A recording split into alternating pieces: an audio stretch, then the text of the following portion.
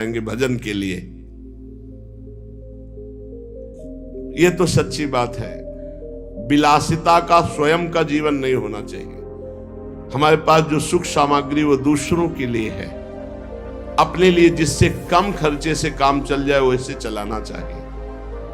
अपना जीवन बहुत ही सात्विक होना चाहिए। हम टूटी से उतना ही जल लेते हैं जितनी आवश्यकता होती है, उतने ही बिजली चलाना जितनी आवश्यकता। नहीं तो बल्ब बंद करके अगर प्रकाश से काम चल रहा है बाहरी तो बल्ब नहीं जलाना है। अगर पंखे से काम चल रहा है तो कमरे में फिर हमको एसी नहीं चलाना। अगर बिना पंखे एसी के घंटा 2 घंटा कट रहा है तो हम वैसे, जितना आप कम खर्चे का जीवन उतना ही आपका भजन उत्तम बढ़ेगा। आप ये मत सोचो कि तुम मेरी संपत्ति में जितना चाहूं महंगे से महंगा प्रयोग कर सकता हूं। नहीं, सब संपत्ति रघुपति के आई, श्री जी के आए। एक आदमी 5,000 रुपए में एक बार अपना खान पान व्यवहार करता है और उसी 5,000 रुपए से 50 आदमियों को कुछ कुछ पवाया जा सकता है। जब हमारा काम जमीन में सोने से चल सकता है तो पलंग की क्या जरूरत है। चलो भाई, पलंग में जब हमारा एक चद्दर बिछा के काम चल सकता है तो डनलप के गद्दे की जरूरत क्या है। भगवत मार्ग के हम प्रतीक है। महापुरुषों के वचन, साधारण से साधारण पहले जीवन जीना सीखो। एक कुशासन और मार्किन के सिवा कोई नहीं बिछाए थे। एक कुशासन, कुश का आसन, उसके ऊपर मार्किन। साधारण तौर तरीके, अगर असाधारण भजन करना है तो हमारी बात मान लो। जितना रजोगुण बनवाओगे, जितना रजोगुण एकत्रित करोगे, उतने ही तुम्हारे भजन में बाधक होगी। मरोगे तो भाई शरीर भी नष्ट होगा तुम्हारा और मकान भी दूसरे के हाथ लगेगा। काहे को समय बर्बाद कर रहे हो। अगर साधारण जीवन व्यतीत करते तो रोना आता, प्रभु मुझ गरीब, मुझ दीन पर कृपा कर दो। भगवान की प्राप्ति के लिए जबरदस्ती अपने राज्य को अपने पुत्र को दे करके महाराज मनु हरिताप गवन बन की ना, आप वृंदावन आए हो, बहुत दैन्यता से जियो। आपके पास अर्थ है, भूखे प्यासे ऐसे लोगों को पवाओ, दूसरों की सेवा में लगाओ। संत सेवा, भगवंत सेवा, श्री जी को सुंदर सुंदर पोशाक, श्री जी को भोग लगा के बांट देना। उत्तम भोग लगाए मोर मरकट को सेवा। अपने लिए बहुत साधारण, साधारण मार्किन, साधारण कपड़ा उड़ली, साधारण से जीवन, तभी असाधारण भजन होगा। जितना आप अधिक खर्च करेंगे अपने शरीर के ऊपर, साधक बहुत ध्यान से सुने, चाहे गृहस्थ हो चाहे, आपका पैसा नहीं है, वो भगवान का है।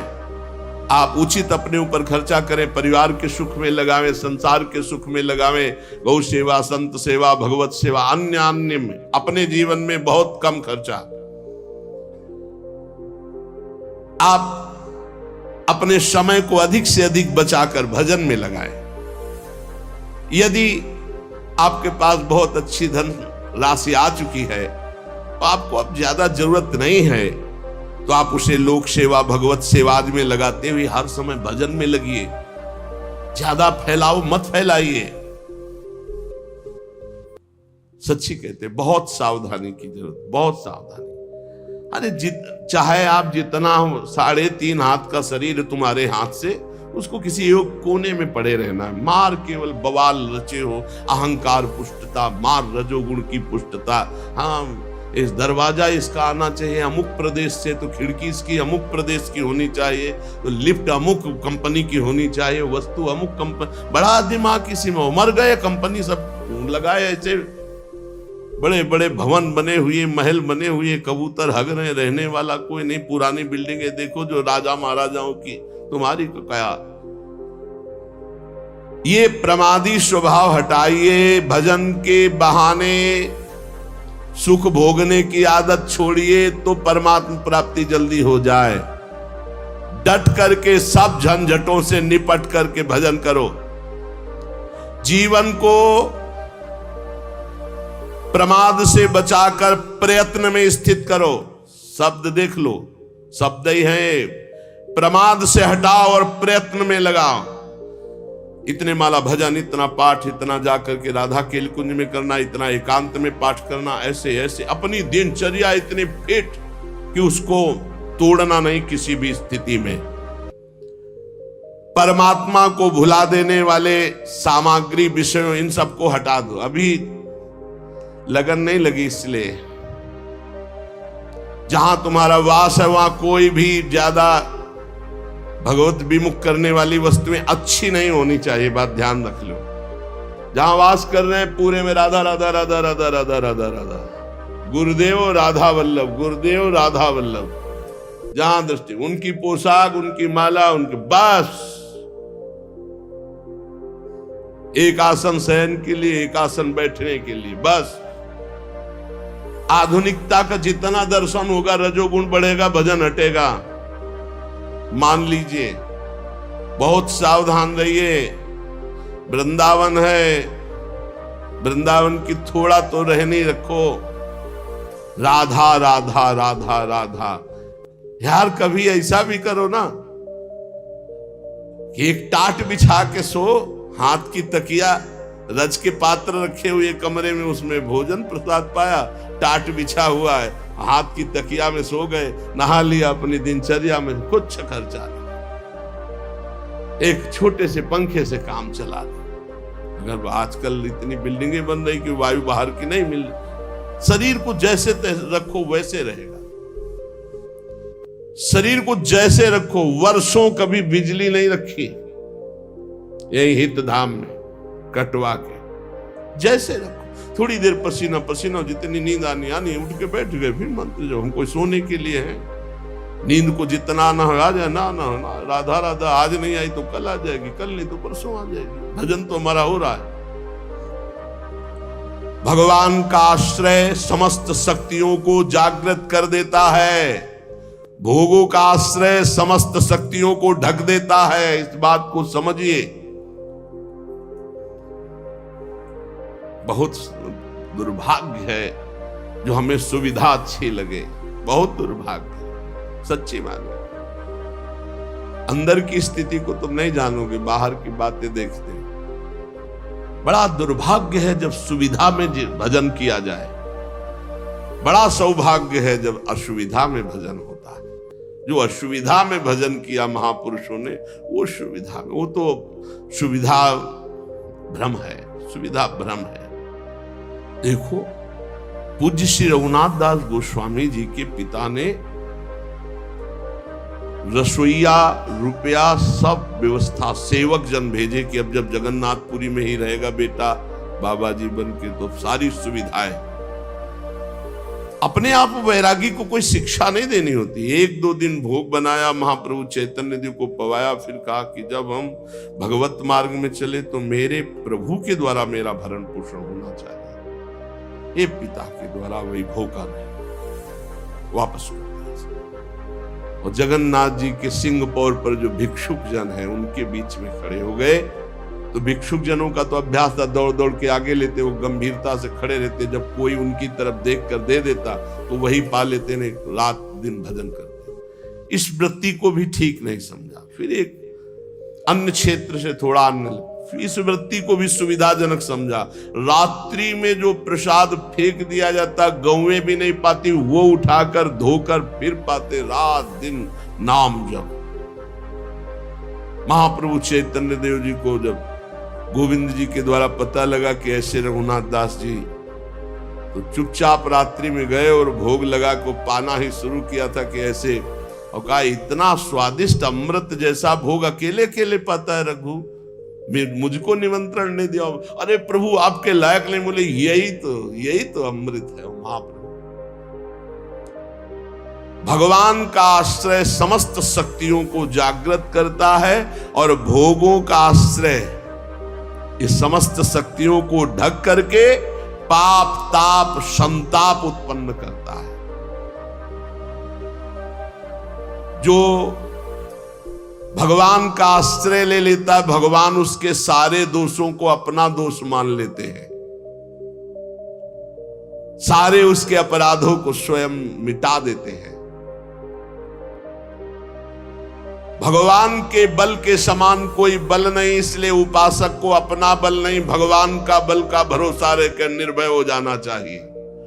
थोड़ी रहनी सुधार लो, प्रभु थोड़ी रहनी सुधार लो, थोड़ा साधारण जीवन जियो तो असाधारण भजन होने लगे।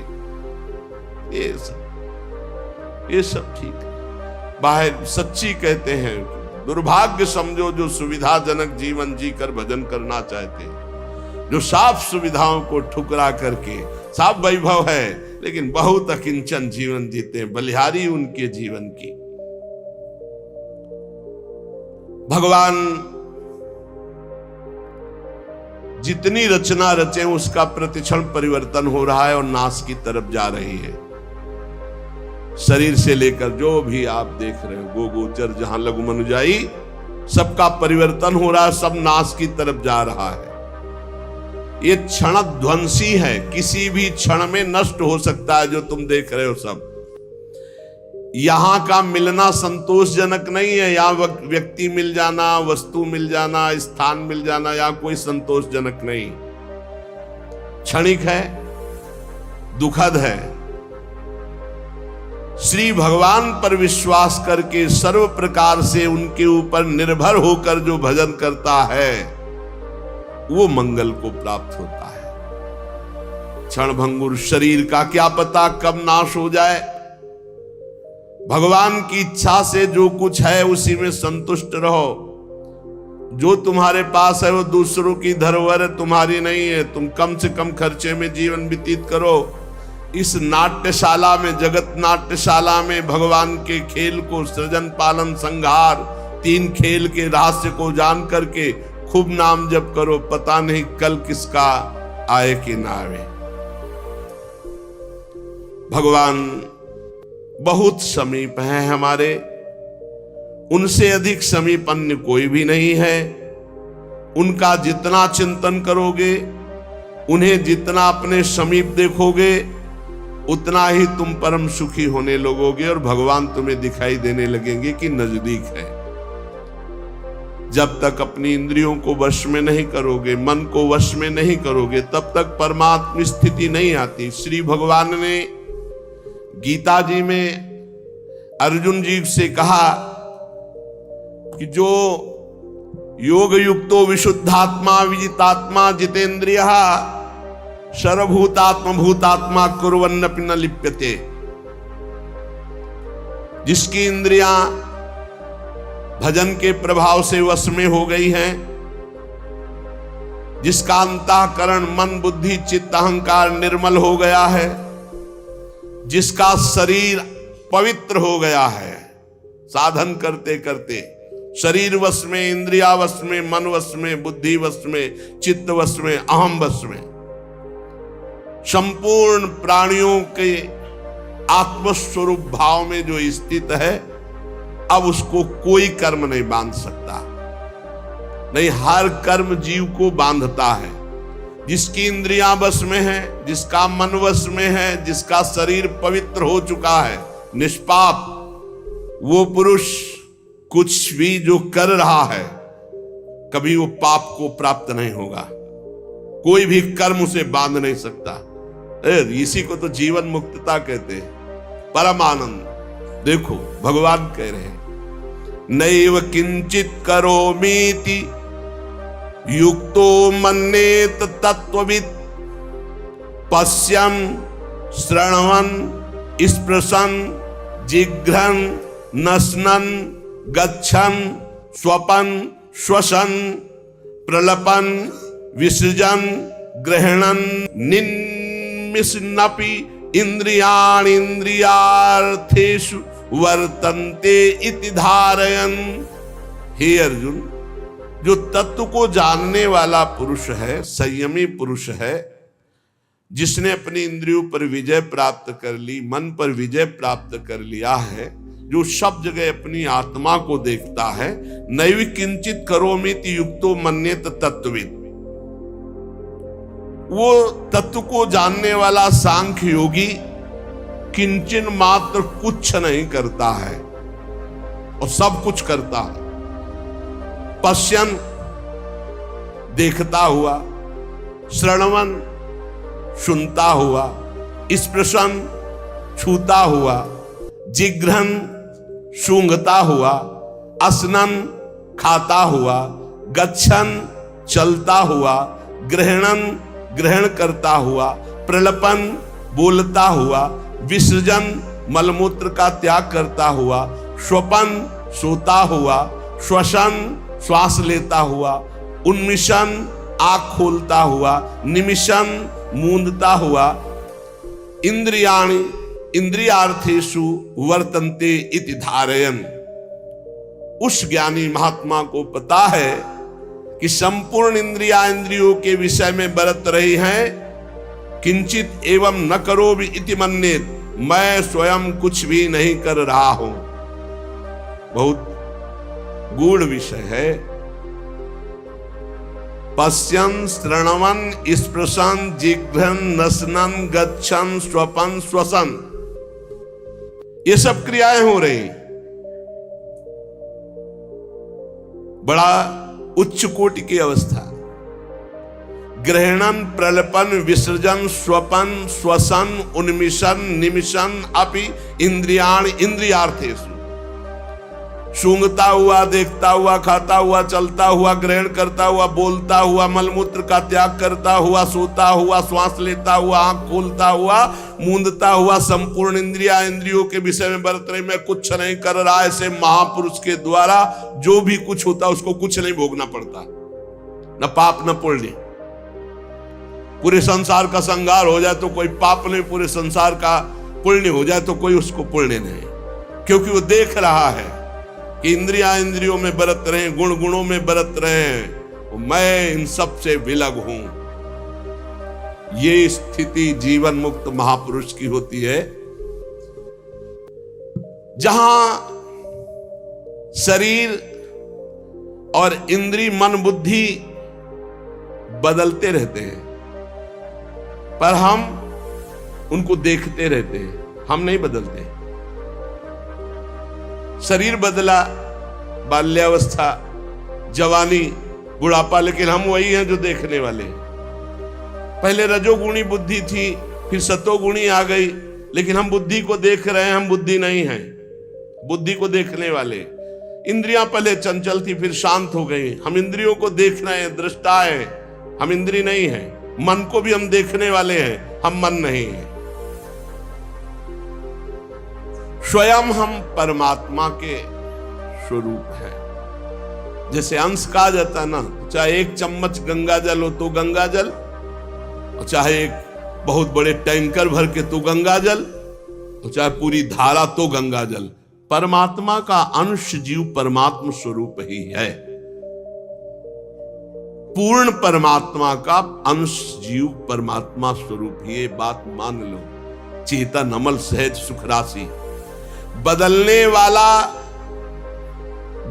वाले के साथ एक है।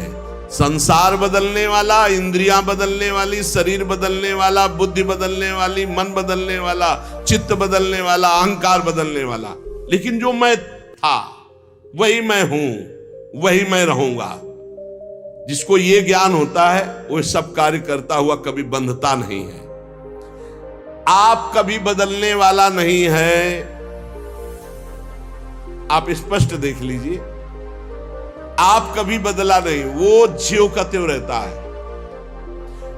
जब आप अपने आप को भूलकर बदलने वाला मान लेते हैं तो आपको जन्म मरण ये होगा, फिर आपको हर कर्म का फल मिलेगा, क्योंकि आप भोक्ता और कर्ता भाव स्वीकार किया। अगर स्वीकार ना करे तो कुछ भी उसको दंड नहीं मिलेगा, किसी भी तरह उसे नहीं भोगना पड़ेगा। यह बात तुम केवल दृढ़ता से मान लो, मानने से ही तुम्हारी मुक्ति हो जाएगी, मानने से ही तुम जान जाओगे, अनुभव हो जाएगा। केवल मेरी बात मान लो। तत्व प्राप्ति किसी साधना से नहीं होती, मानने से होती है। चाहे ध्यान से सुने, चाहे वो कैसा हो, कोई अधिकारी हो या अनाधिकारी, अंतःकरण शुद्ध हो या अशुद्ध, इससे कोई मतलब नहीं, क्योंकि ये तुम हो ही नहीं। और इससे बड़ा कोई ज्ञान से पवित्र कोई तीर्थ नहीं है। अगर तुम भगवत प्राप्ति चाहते हो, तुम्हें भगवत प्राप्ति की लगन है, तो इस बात को समझो, शरीर संसार ये तुम नहीं हो, ये तुमसे अलग है। ऐसा अनुभव होता है। जबान चराना, नेत्र चराना और इंद्रियों की गुलामी में घूम रहे, इसीलिए समझ में नहीं आ रहा। ये बहुत बढ़िया बात है। यद्यपि मृषा छूटति कठिनाई, अगर समझ जाओ तो केवल समझने की बात है, कुछ करने की नहीं। भगवत प्राप्ति समझने की बात है। ये बहुत सुंदर बात, इसी को हमने कई बार सत्संग में कहा है। आप अपने अंतःकरण की बात किसी से मत बताइए कि आपको कोई विकार है। जब आपसे कोई पूछे तो मुस्कुरा के उत्तर दो, बहुत सुंदर, बहुत कृपा है ठाकुर जी की, बहुत आनंद है। वो धीरे धीरे अंतरे में भस्म हो जाएंगे। उनकी सत्ता ही नहीं, आप जब सत्ता देते हैं तभी वो आपको परेशान करते हैं। भगवान कहते हैं मात्रा स्पर्शास्तु कौन्तेय शीतोष्ण सुख दुखदा आगमा पाइनो अनित्यास्तास्ति तिक्षस्व भारत। ये आने जाने वाले विकार हैं, इनकी सत्ता नहीं है। इनको चुपचाप सह जाओ अंतःकरण में। तुम्हारे में तो आए ही नहीं, अंतःकरण में तन्मयता होने के कारण तुम्हें भास रहा है। तुम में तो कभी कोई विकार हो ही नहीं सकता। तुम तो निर्विकार सच्चिदानंद थे, हो रहोगे। कभी कोई विकार तुम्हारे को छू ही नहीं सकता, कभी कोई पाप तुम्हें छू ही नहीं सकता। इस शरीर से हुआ, शरीर को भोगना पड़ेगा। तुम शरीर नहीं हो। अब इतना ज्ञान हो जाए तो जीवन मुक्त हो जाए। एक मार्मिक बात है जिसकी तरफ साधक ध्यान नहीं देता, वो ये कि परमात्मा की प्राप्ति करने से नहीं होती, मानने से होती। और सब करने में लगे, नहीं? सब करने में लगे। और यहां कह रहे एक साधक इस तरफ ध्यान नहीं देता। परमात्मा की प्राप्ति स्वतः सिद्ध है, करने से नहीं, मानने से होती है। मानते करके मान लो या मान के जान लो। जो सत्संग सुनते हैं उनको जो प्राप्त होता है वो 50 वर्ष साधना करने पर भी नहीं। साधक में बहुत अंतर मिलेगा, एक सत्संगी और एक एकांतिक। तो बहुत अंतर होगा। सत्संगी बहुत हो, अपने बचाव पक्ष का जोरदार ज्ञाता होगा। परमात्मा प्राप्ति करने का भाव बाधक है। कैसा? मैं परमात्मा प्राप्ति करूंगा साधना से, बहुत लंबा समय होगा और किसी महापुरुष का जब संग मिलेगा तो तुम मानने पे आ जाओगे तो जान जाओगे। अगर अभी मानने पे आ जाओ तो जल्दी जान जाओगे। हम लोगों के दिमाग में बैठा है कि 10-20 वर्ष कम से कम भजन करेंगे तब अंतःकरण पवित्र होगा, तब हम कुछ जान पाएंगे। तो पक्का 10-20 वर्ष भजन करना पड़ेगा। अगर आपको ये तो जानने की बात है, हमें बताया जा रहा है कि मैं परमात्मा हूं, मेरे में कभी विकार होते ही नहीं। तो जब अंतःकरण विकार युक्त है तो दृष्टा भाव से देख रहा, मेरे में तो विकार है नहीं, मैं तो सुना हूं, निर्विकार हूं, बहुत शांति मिलेगी। उसी समय वो विकार नष्ट होने लगेंगे। बड़ा बड़ा जप अनुष्ठान, ध्यान अनुष्ठान, ये सब जो करके प्राप्त करने के बहुत लंबा समय लगेगा। करने से कर्तृत्व भाव पुष्ट होता है, कर्तृत्व भाव आने से व्यक्तित्व भाव होता है, और व्यक्तित्व में ही सारे प्रकृति के विकार जुड़े हुए हैं, उसी में फिर वो रच पच जाता है। बड़ा सूक्ष्म विषय, क्योंकि ये पूर्व का है इसलिए बहुत आनंददायक है। शरीर से तदात्म कर्तृत्व भाव से हुआ है। निर्लिप्तता का अनुभव करना ही है, चाहे जिस मार्ग से करो, कर्म योग से, भक्ति योग से, ज्ञान योग से। इसलिए क्रिया की मुख्यता साधक में रहती है भगवत प्राप्ति का। तो आप बोलो क्या करूं? क्रिया की मुख्यता रहती है। आप बोलो मैं क्या करूं? मैं ये करता हूं, मैं ये करता हूं, मैं इतना पाठ करता हूं, मैं ये करता हूं, ये करता हूं। किसको लेके बोल रहे हो? वाकेंद्री से पाठ कर रहे हो, शरीर से सेवाएं कर रहे हो, चेष्टाएं कर रहे हो, लेकिन तुम तो इससे अलग हो ना। इतना ज्ञान है कि नहीं? अगर इतना ज्ञान नहीं तो सब कुछ अहंकार की धारा में हो रहा, वो शुभ कर्म के अंतर्गत आ जाएगा। जब अहम की धारा शरीर से जुड़ जाती तो भाषा बदल जाती है। सुनना भाषा, पहचान लेना। मैं करता हूं, मैं खाता हूं, मैं पीता हूं, मैं बोलता हूं, मैं चिंतन करता हूं, मैं निष्कामी हूं, मैं कामी हूं, मैं क्रोधी हूं, मैं क्षमावान हूं। मैं के आगे जितना जुड़ गया वो सब प्रकृति राज्य। क्रिया होती शरीर से, वो मान रहा मैंने किया। हर इंद्रियां क्रिया कर रही हो, हमारे इंद्रियों के कर्ता बने बैठे हैं। काम क्रोध आ रहे हैं, अंतःकरण में मान रहे हम अपने में। इसीलिए जीवन मुक्त होना कठिन कहा गया है, क्योंकि सोचते कुछ करके जीवन मुक्त होंगे। जो करोगे जीवन मुक्तता जो है उसी को ढकने वाली बन जाएगी। इसलिए महापुरुष अकर्ता होते हैं, अचाह होते हैं, पूर्ण काम होते हैं। बोले साधना करते करते हो गए? नहीं, हमारा स्वरूप ही पूर्ण काम है, सिद्ध है। चाहे अभी मान लो, चाहे 50 वर्ष साधना करने के बाद मान लेना। नैव तस्य कृतेदार्थो ना कृते नेह कश्चन। वास्तव में स्वयं में कभी कोई क्रिया होती नहीं, और शरीर बिना क्रिया के रह नहीं सकता। जब स्वयं निर्लेप रहता है तो शरीर से पवित्र आचरण होते, पापाचरण नहीं। चुप हो जा। क्या कह रहे? सबसे बड़ी साधना है चुप हो जा, अलग देखो अपने आप को, शरीर से, इंद्रियों से, अंतःकरण से।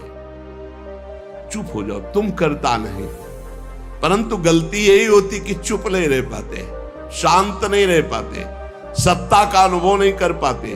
बस क्रियाओं में हम फंस गए हैं, स्वयं में कोई क्रिया नहीं है। इसीलिए भगवान कहते हैं वो महापुरुष जो स्वयं को जान गया, वो पश्यन, श्रणवन, स्पृशन, जिघ्रन, असनन, गच्छन, ग्रहणन, प्रलपन, विसर्जन, स्वपन, श्वसन, उन्मिशन, निमिशन, अपि इंद्रियाण इंद्रियार्थेषु।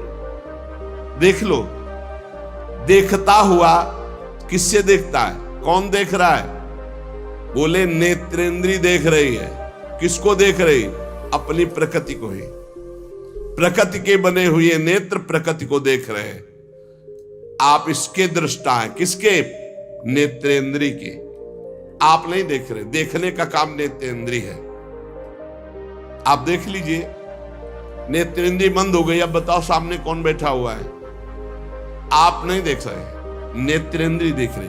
तो देखता हुआ भी मैं नहीं देख रहा हूं, देखता हुआ भी मैं नहीं देख रहा हूं, क्योंकि मैं नहीं देख रहा हूं, नेत्रेंद्री देख रही है। सुनना काम किसका है? श्रवणेंद्री का।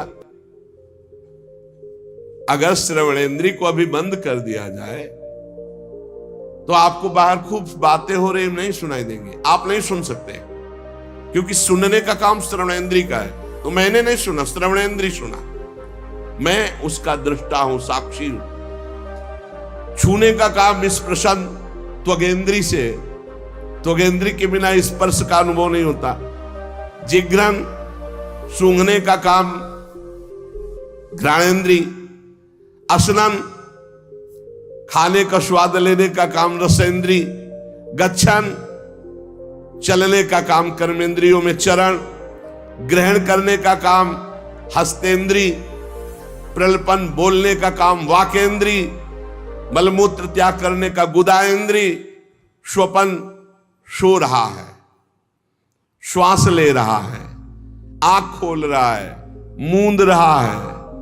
संपूर्ण इंद्रियां सब इंद्रियों में बरत रही। इसको मैं जानने वाला हूं, लेकिन मैं देखता, सुनता, खाता, पीता नहीं हूं।